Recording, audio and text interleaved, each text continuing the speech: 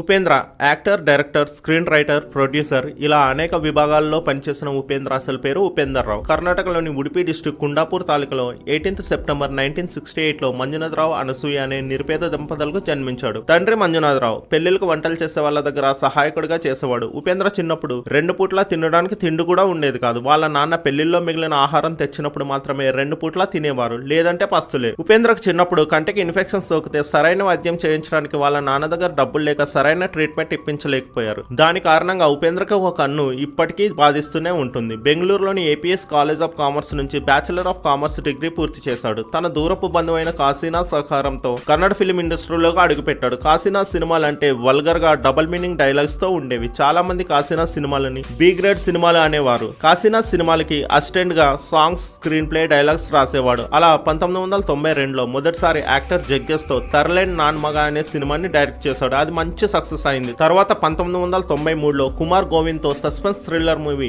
ఇష్ తీశాడు. అది బ్లాక్ బస్టర్ హిట్ కొట్టింది. తర్వాత 1995లో శివరాజ్ కుమార్ తో తీసిన ఓం సినిమా కన్నడ ఫిలిం ఇండస్ట్రీని షేక్ చేసింది. 1980s లో జరిగిన రియల్ ఇన్సిడెంట్ ని బేస్ చేసుకుని తీసిన ఈ మూవీలో శివరాజ్ కుమార్ గ్యాంగ్స్టర్ గా నటించగా తన అనుచరులుగా నిజమైన గ్యాంగ్స్టర్స్ తీసుకున్నారు. ప్రేమ హీరోయిన్ గా నటించిన ఈ సినిమా ఎలాంటి హిట్ అంటే అప్పటి వరకు ఉన్న అన్ని కన్నడ ఫిలిం ఇండస్ట్రీ రికార్డ్స్ తుడిచిపెట్టుకుపోయాయి. ఈ సినిమాలో నటించిన ఒరిజినల్ గ్యాంగ్స్టర్స్ కూడా అభిమానులు తమ మీద చూపిస్తున్న ప్రేమను చూసి మంచివారుగా మారిపోయారు. ఈ సినిమాని ఈ 25 సంవత్సరాల్లో 550 సార్లు రిలీజ్ అయ్యి లిమ్కా రికార్డ్స్ కి ఎక్కింది. 1995లో రిలీజ్ అయిన ఈ మూవీ శాటిలైట్ రైట్స్ ని 2015 అంటే 20 సంవత్సరాల తర్వాత ఉదయ టీవీకి 10 కోట్లకి అమ్మారంటే ఈ సినిమా రేంజ్ ఏంటో అర్థం చేసుకోవచ్చు. ఓం సినిమాలో భాగ్యశ్రీతో నెగిటివ్ ఫిలిం లో ఓ సీన్ ఉంటుంది. ఆ సీన్ చూస్తే ఎవరికైనా మైండ్ బ్లాక్ అవ్వాల్సిందే. అప్పటి వరకు ఏ హీరో అలాంటి సీన్ చేయలేదు. ఆ సీన్ తర్వాత సినిమా చూస్తున్న ఆడియన్స్ కి మాత్రం ఇంటర్నల్ గా బ్రెయిన్ లో ఆ సీన్ రన్ అవుతూనే ఉంటుంది. క్లైమాక్స్ లో ఆ సీన్ ని క్లియర్ గా ఎక్స్ప్లెయిన్ చేసిన తర్వాతే ఆడియన్స్ మనసు కుదుట పడుతుంది. అలాంటి సినిమాని రాజశేఖర్ తో తెలుగులో రీమేక్ చేస్తే మన తెలుగు వాళ్ళు మాత్రం పెద్దగా పట్టించుకోలేదు.